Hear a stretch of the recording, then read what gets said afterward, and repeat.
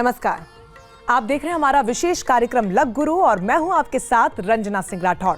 और मेरे साथ आज स्टूडियो में देश के दिग्गज ज्योतिषाचार्य लक गुरु डॉक्टर अरविंद त्रिपाठी जी मौजूद हैं। बहुत स्वागत है आपका। जी नमस्कार। देखिए, हमारे जीवन में कदम कदम पर चुनौतियां आती रहती हैं। हर मोड़ पर बाधाएं हमारी अग्नि परीक्षा लेती हैं, लेकिन ज्योतिष शास्त्र में हर समस्या का प्रामाणिक और शास्त्रीय समाधान होता है।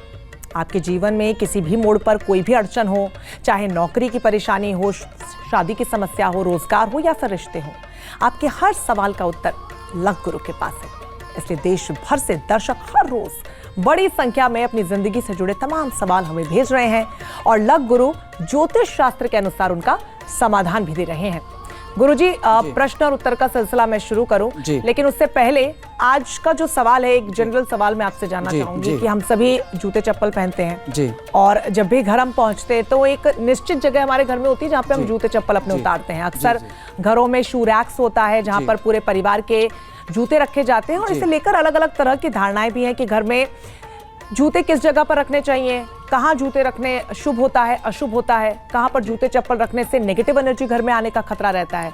तो गुरुजी, इसको लेकर कई सवाल होते हैं। जी रंजना, आपने सवाल बहुत अच्छा पूछा।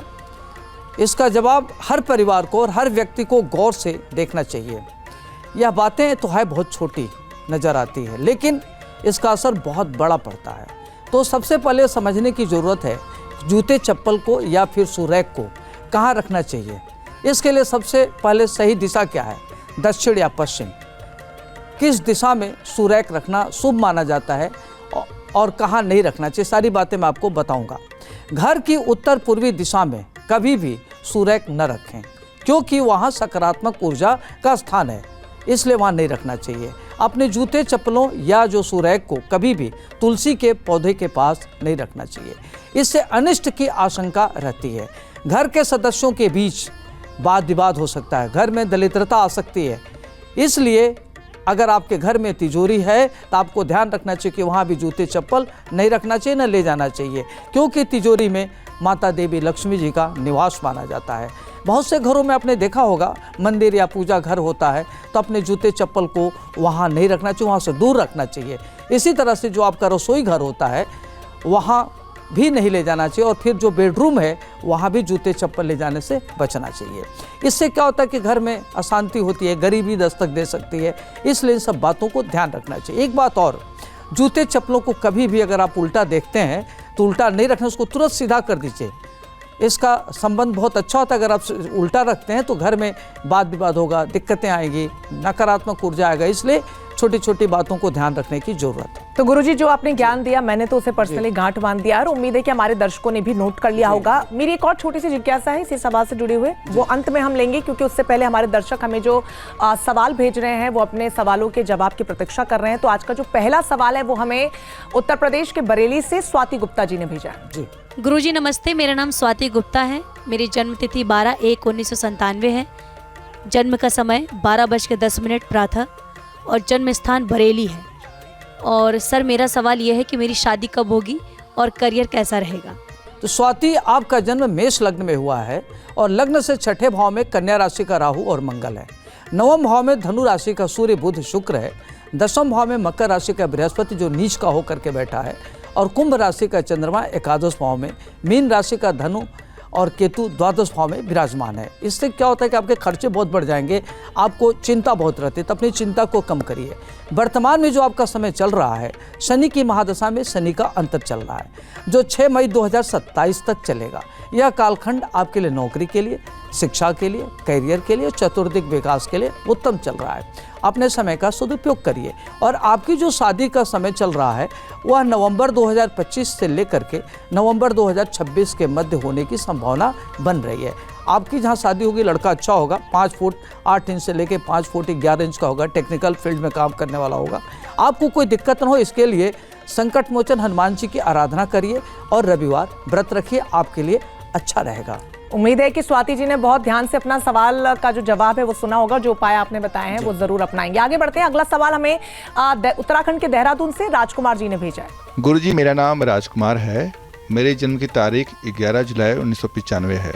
मेरे जन्म का समय सुबह के 9 बजे है। मेरा जन्म जो हुआ है वो देहरादून उत्तराखंड में हुआ है। मेरा सवाल ये है कि मेरी सरकारी नौकरी कब लगेगी, और दूसरा सवाल ये भी है कि मेरी व्यापारिक स्थिति कैसी रहेगी। राजकुमार जी, देखिए आपका जन्म सिंह लग्न में हुआ है, दूसरे भाव में कन्या राशि का, और कन्या राशि है का मंगल है, जिससे आप बहुत तीखा बोलते हैं, तो आप तीखा बोलना बंद करिए। तीसरे भाव में तुला राशि का राहु है, जो लोगों को बहुत एनर्जेटिक बनाता है। चौथे भाव में वृश्चिक राशि का गुरु, पंचम भाव में धनु राशि का चंद्रमा है। तो इस तरह के लोग बड़े इमोशनल होते हैं, सेंटिव होते हैं। अष्टम भाव में मीन राशि का शनि, और नवम भाव में मेष राशि का केतु, और एकादश भाव में मिथुन राशि का सूर्य, शुक्र एवं बुध विराजमान है, जो धन धान के लिए बहुत ही अच्छा है। आपकी आर्थिक स्थिति अच्छी होगी। वर्तमान में आपका समय जो चल रहा है वह 6 मई 2025 से लेकर के 6 मार्च 2026 तक है, जो चंद्रमा की महादशा में चंद्रमा का अंतर्दशा है। यह कालखंड नौकरी के लिए, व्यापार के लिए बहुत ही अच्छा है। इसमें आपका चौतरफा विकास होगा। अपने को ध्यान रखने की जरूरत है कि टास्क टारगेट ओरिएंटेड होकर कार्य करिए, और आपके कार्य में कोई दिक्कत न हो, इसके लिए आप क्या करिए कि फोकस होइए अपने टास्क पर, और ओम सोम सोमानवे इस मंत्र का जप करना आपके लिए अच्छा रहेगा। भगवान शिव की आराधना करें। बिल्कुल, नौकरियों से जुड़ा पंडित जी, जो गुरुजी जो सवाल आ रहे हैं सामने, जी। वो सबसे ज्यादा कॉमन देखने को मिल रहे हैं, क्योंकि जो लोग हैं वो अपनी नौकरी के लिए परेशान हैं। और इसी सिलसिले में हमें अगला सवाल अजय तिवारी जी ने भेजा है, उत्तराखंड के बागेश्वर से। गुरुजी नमस्कार, मेरा नाम अजय तिवारी है। मेरी जन्म की तारीख 12 सितंबर 1999 है। मेरे जन्म का समय सुबह 10:03 का है, और मैं बागेश्वर उत्तराखंड से हूँ। सवाल मेरा ये है कि मेरी पत्नी से मेरी अनबन रहती है और पारिवारिक क्लेश भी रहता है। कृपया आप इसका समाधान बताइए। तो अजय जी, आपका जो जन्म है तुला लग्न में हुआ है, और वृश्चिक राशि का मंगल दूसरे भाव में होता है। एक तो आपकी वाणी बड़ा खराब होगी जब दूसरे भाव में मंगल होता है, तो ऐसे लोग बड़ा कटु भाषा का प्रयोग करते हैं। तो एक तो जो बात आपको अप्रिय लगे वो अपनी पत्नी के साथ इस तरह का व्यवहार न करें। मकर राशि का केतु चतुर्थ भाव में बैठा हुआ है, और मेष राशि का शनि गुरु सप्तम भाव में बैठा। तो जब शनि गुरु बैठे तो आपकी पत्नी काफ़ी धैर्यवान है, पेशेंस वाली हैं। आप किसी की पेशेंस की, धैर्य की परीक्षा मत लीजिए। उसके साथ अपना जो व्यवहार रखिए, कोऑपरेटिंग रखिए, और उनकी ध्यान रखिए, कंसर्न अच्छा रखिए। और कर्क राशि का राहु और शुक्र दसम भाव में, जो आपकी धन की स्थिति को अच्छा करेगा। एकादश भाव में सूर्य और बुध बैठा है, जो आपकी आर्थिक स्थिति से अच्छी होगी। कन्या राशि का चंद्रमा द्वादश भाव में है। तो आप कई बार क्या होता है कि बहुत नेगेटिव चैनलाइज हो जाते हैं, नकारात्मक दिशा में सोचने लगते हैं। तो इसलिए आप नकारात्मक दिशा में न सोचें। वर्तमान में आपका गुरु की महादशा में गुरु का अंतर चल रहा है, जो पारिवारिक जीवन के लिए अब धीरे धीरे आपको अच्छा दिखने लगेगा, सुधार होगा। मंगल जो द्वितीय भाव में, उसके नाते आप बहुत कटु बोलते हैं, तो कटु भाषा का प्रयोग करने से बचिए। आपका समय ठीक चलेगा, और आप क्या करें कि भगवान विष्णु जी की आराधना करें। ओम नमो भगवते वासुदेवाय नमः, या श्री कृष्ण गोविंद हरे मुरारी, हे नाथ नारायण वासुदेवाय, इस मंत्र का जप करिए। और घर में कपूर जरूर जलाइए, जिससे आपके घर में शांति का माहौल हो। और पत्नी के प्रति कंसर्न रखिए, और आपके अंदर जो कन्फ्लिक्ट है उसको दूर करने की जरूरत है। अजय जी, जो कुछ ज्ञान अभी गुरुजी ने दिया है, उम्मीद है कि आपने सब नोट कर लिया होगा, और आपके जीवन में इससे समृद्धि आएगी और सुख शांति होगी। आगे बढ़ेंगे गुरुजी। अगला सवाल हमें हमारी दर्शक आलिया श्रीवास्तव जी ने भेजा है, पटना बिहार से। सर नमस्ते, मेरा नाम आलिया श्रीवास्तव है। मेरी जन्म तिथि 10/12/1999 है। मेरा जन्म स्थान पटना बिहार है, और मेरा जन्म का समय 8:40 सुबह का समय है। क्या मेरी नौकरी पुलिस में लगेगी? मेरा यही सवाल है, क्योंकि मैंने बहुत तैयारी कर ली, अभी तक मेरी नौकरी नहीं लगी है। आलिया, आपका जन्म मकर लग्न में हुआ है, और लग्न में आपका केतु और मंगल बैठा हुआ है। तो कहते हैं कि 1, 4, 7, 10 में अगर मंगल बैठा हो तो व्यक्ति को सरकारी नौकरी, उच्च पद प्राप्त होता है, और ख़ास तौर से उसको पुलिस या सेना में नौकरी लगती है। वहीं आपका चौथे भाव में गुरु और शनि है, 7वें भाव में कर्क राशि का राहु है, तुला राशि का शुक्र दसम भाव में बैठा हुआ है, जो विस्तार कराता है। वृश्चिक राशि का सूर्य और बुध एकादश भाव में बैठा है। धनु राशि का चंद्रमा द्वादश भाव में विराजमान है। तो देखा जाए तो जो ग्रहों की पोजीशन है बहुत अच्छी है। एक तो आपको पुलिस की नौकरी या सेना में जाने का प्रबल योग बन रहा है। वर्तमान में जो आपका समय चल रहा है, 1 फरवरी 2025 से लेकर के 1 जुलाई 2026 तक का चंद्रमा की महादशा में बुध का अंतर चल रहा है। यह कालखंड आपके लिए नौकरी के लिए बहुत ही अच्छा है। इसमें अगर आप नौकरी के लिए परीक्षा दे रही हैं, प्रतियोगी परीक्षा का, जिसमें आपका काल आ सकता है, आपका सिलेक्शन हो सकता है, तो समय आपका अनुकूल लिए हुए है। आपका एकाग्रता बढ़े, कोई दिक्कत न हो, इसके लिए आपको क्या करना है कि भगवान भोलेनाथ की आराधना करें, ओम नमः शिवाय मंत्र का जप करें, अच्छा रहेगा आपके लिए। बिल्कुल इन्हीं शुभकामनाओं के साथ कि आलिया जी की इस उपाय के साथ जल्द ही नौकरी लगेगी। आगे बढ़ेंगे, अगले हमारे दर्शक हैं रमेश चौधरी जी, जिन्होंने बागपत उत्तर प्रदेश से अपना सवाल भेजा है। प्रणाम गुरुजी, मेरा नाम रमेश चौधरी है। मेरी जन्म तिथि 6 अगस्त 2002 है। मेरा जन्म समय शाम के 5 बजे है। मेरा जन्म स्थान बागपत उत्तर प्रदेश है। मेरा सवाल आपसे ये है, क्या मेरा सिलेक्शन एयरफोर्स में होगा और मेरा भाग्य कैसा रहेगा? रमेश जी, जो आपका जन्म है धनु लग्न में हुआ है, धनु लग्न का स्वामी होते हैं देवगुरु बृहस्पति। तो इस तरह के जातक बड़े अच्छे होते हैं, देखने में सुंदर और स्मार्ट होते हैं। आपका वृष राशि का राहु छठे भाव में जो शत्रुहंता योग बनाता है। मिथुन राशि का चंद्रमा और शनि सप्तम भाव में बैठा हुआ है। कर्क राशि का मंगल और गुरु सूर्य अष्टम भाव में बैठा हुआ है। सिंह राशि का बुध नवम भाव में बैठा, जो व्यक्ति को बहुत भाग्यशाली बनाता है। कन्या राशि का शुक्र नीच का होकर के दसम भाव में। वृश्चिक राशि का केतु द्वादश भाव में विराजमान है। वर्तमान में जो आपका समय चल रहा है, शनि की महादशा में केतु का अंतर चल रहा है, जो 1 अप्रैल 2025 से लेकर के 9 जून 2026 तक है। यह कालखंड आपके नौकरी के लिए बहुत ही अच्छा अनुकूलता लिए हुए है। इसमें आपका भाग्योदय होगा और भाग्योदय के लिए जो बेस्ट समय है आपका 27वें वर्ष में होगा और उत्तरोत्तर आप प्रगति करेंगे। आपको क्या करना है कि कोई दिक्कत ना हो, इसके लिए मंगलवार के दिन बंदरों को भुना हुआ चना और गुड़ खिलावें, आपके लिए अच्छा रहेगा। और हनुमान चालीसा का पाठ नियमित करिए, आपके लिए जो परेशानियां हैं समाप्त होगी। चलिए आगे बढ़ेंगे और अगला सवाल ले लेते हैं गुरुजी। वो अगला सवाल हमें छवि ने भेजा है हापुड़ उत्तर प्रदेश से। जी गुरुजी नमस्कार, मेरा नाम छवि है। जन्म तिथि 13/5/2000 है। जन्म का समय 6:20 प्रातःकाल है। जन्म स्थान हापुड़ उत्तर प्रदेश है। और मेरा प्रश्न ये है, मेरा लाइफ पार्टनर कैसा होगा और शादी कब होगी? आपका जो जन्म है वह वृष लग्न में हुआ है और लग्न में वृष राशि का बुध और मंगल बैठा हुआ है। कर्क राशि का राहु तीसरे भाव में और सिंह राशि का चंद्रमा चौथे भाव में बैठा हुआ है। मकर राशि का केतु नवम भाव में एवं मेष राशि का सूर्य गुरु और शनि आपके 12वें भाव में विराजमान है। वर्तमान में आपका जो समय चल रहा है, राहु की महादशा में राहु का अंतर चल रहा है, जो 2026 तक रहेगा। यह कालखंड आपके वैवाहिक जीवन के लिए अच्छा है। इसमें आपका विवाह होने की प्रबल संभावना बन रही है और जो आपके पार्टनर होंगे वह टेक्निकल फील्ड का होगा, देखने में गुड लुकिंग और स्मार्ट होगा, मधुरभाषी होगा और स्वभाव का बहुत ही अच्छा होगा और आप लोगों में आपस में रिलेशंस बहुत अच्छे रहेंगे और शादी के बाद भाग्योदय का योग बन रहा है। चलिए अगले की दर्शक हमारी गरिमा सिंह है, जिन्होंने उज्जैन मध्य प्रदेश से अपना सवाल भेजा है। पंडित जी नमस्ते। पंडित जी मेरा नाम गरिमा सिंह है। जन्म तिथि 14/8/1996 है। जन्म का समय 10:40 प्रातः है। जन्म स्थान उज्जैन मध्य प्रदेश है। अब मेरा प्रश्न यह है, मेरी संतान कब होगी? गरिमा, आपका जन्म कन्या लग्न का है और लग्न में आपका राहु है। चतुर्थ भाव में धनु राशि का गुरु है। सप्तम भाव में मीन राशि का शनि और केतु बैठा हुआ है। दसम भाव में मिथुन राशि का चंद्रमा मंगल शुक्र है। एकादश भाव में कर्क राशि का सूर्य है।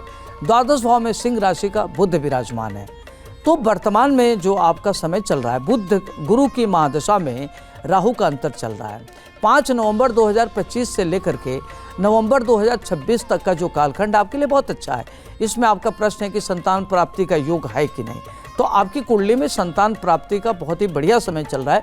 कभी आपको गुड न्यूज़ मिल सकता है और आपको कंसीव होने में कोई दिक्कत ना हो, इसके लिए आपको क्या करना है कि रविवार का व्रत रहना है और सूर्य की आराधना करना है, मंत्र पढ़ना है, ओम घृणी सूर्याय नमः। और आपको क्या करना है कि लाल रंग का वस्त्र धारण करिए और सूर्यास्त के पहले भोजन करिए, सूर्य के मंत्रों का जप करिए और इस दिन नमक अवॉइड करना चाहिए। जी बिल्कुल, ये उपाय उन्होंने ध्यान से सुने होंगे। गुरुजी, अभी आपने गुरु की महादशा का जिक्र किया, इससे क्या इफेक्ट पड़ता है, क्या अंतर आता है एक आम व्यक्ति की जिंदगी में? जी देखिए रंजना, जो गुरु की महादशा होती है, गुरु की महादशा बहुत महत्वपूर्ण होती है। गुरु से देखा जाता है व्यक्ति का बौद्धिक क्षमता, व्यक्ति का वैवाहिक जीवन, व्यक्ति का करियर, व्यक्ति का व्यक्तित्व देखा जाता है और उसकी दृष्टि कहाँ कहाँ ये बड़ा महत्वपूर्ण होता है।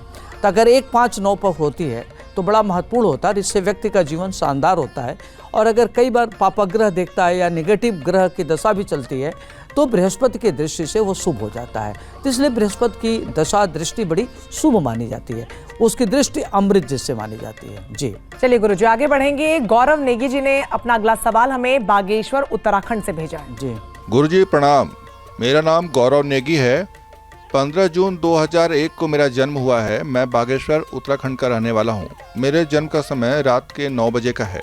मेरा सवाल आपसे ये है कि मेरी व्यापारिक स्थिति कैसी रहेगी और इसे अच्छा करने के लिए मैं और क्या करूँ। देखिए गौरव जी, आपका जो जन्म है धनु लग्न का है। आपका लग्नेश देवगुरु बृहस्पति है और लग्न में केतु बैठा हुआ है। तो आपको इल्यूजन में नहीं रहना, भ्रम में न रहिए। केवल योजनाएं बनाते कार्य नहीं करते, तो कार्य करने की जरूरत है। मीन राशि का चंद्रमा चतुर्थ भाव में बैठा हुआ है, जो मीन राशि पर शनि के 7.5 चल रही है। तो आपको ध्यान रखना है कि अपनी इच्छाओं पर नियंत्रण करें, तेज करके गाड़ी न चलावें और शनि की आराधना करें। मेष राशि का शुक्र पंचम भाव में, वृष राशि का गुरु और शनि छठे भाव में, जो शत्रुहंता योग बनाता है। 7वें भाव में मिथुन राशि का सूर्य, बुध, राहु और वृश्चिक राशि का मंगल आपका 12वें भाव में बैठा हुआ है।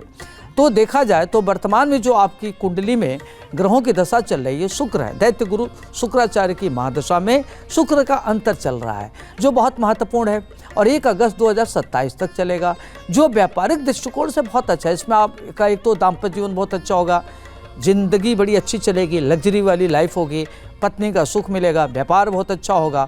और आपको क्या करना है कि आपके धन धान की कमी न हो। शुक्रवार के दिन श्री सूक्त का पाठ करने से आपकी माली हालत अच्छी होगी, व्यापार की स्थिति अच्छी होगी और आपका रोग और शत्रु परास्त होंगे। बिल्कुल गुरुजी, आपने सरल शब्दों में दर्शकों के जो जवाब थे उनके हल बताए, उपाय बताए, सभी प्रश्नों के उत्तर दिए और उनका मार्गदर्शन भी आपने किया। आपने जो उपाय बताए हैं वो आसान है, लेकिन उनका असर जीवन की दिशा पूरी तरीके से बदल सकता है और ये हमारे दर्शकों को शायद पता है, इसलिए गुरुजी वो अपने सवाल भी भेज रहे हैं। अब जल्दी से, जो शुरुआत में मैंने आपको कहा था कि मेरा एक सवाल बच गया है, उसका जवाब आप दे दीजिए, जिसकी चर्चा हम कार्यक्रम की शुरुआत में कर ही रहे थे गुरुजी। उसी से जुड़ा प्रश्न ये है कि बहुत से लोग जो हैं वो घर के मेन डोर, यानी कि जो दरवाजा अपना होता है घर का, वहीं पर ही अपने जूते उतार देते हैं और फिर अंदर आ जाते हैं। अक्सर मैं भी पर्सनली गुरुजी ऐसा करती हूँ। ऐसे में पूरे परिवार के जूते चप्पल मुख्य दरवाजे पर पड़े रहते हैं।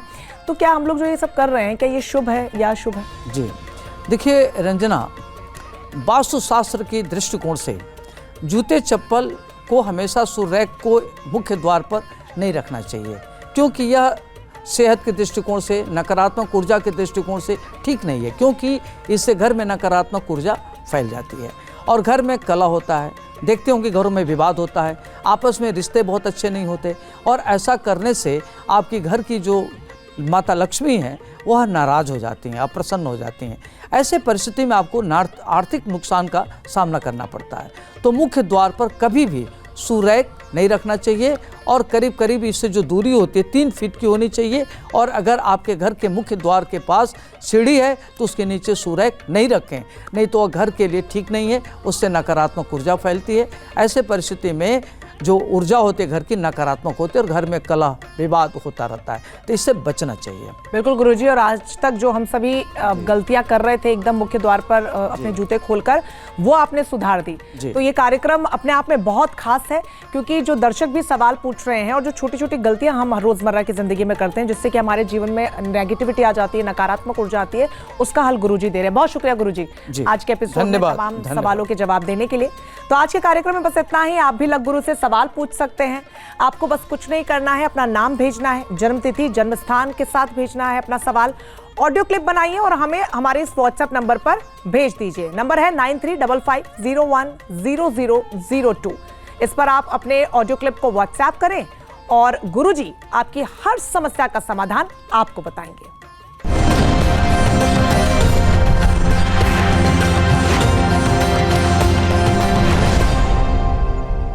जहाँ भक्ति है हर शब्द में, कथाओं में छुपे हैं दिव्य रहस्य और ज्योतिष देता है जीवन को दिशा। धर्म से जुड़ी हर बातों को जानने के लिए हमारे चैनल स्तुति को सब्सक्राइब करें।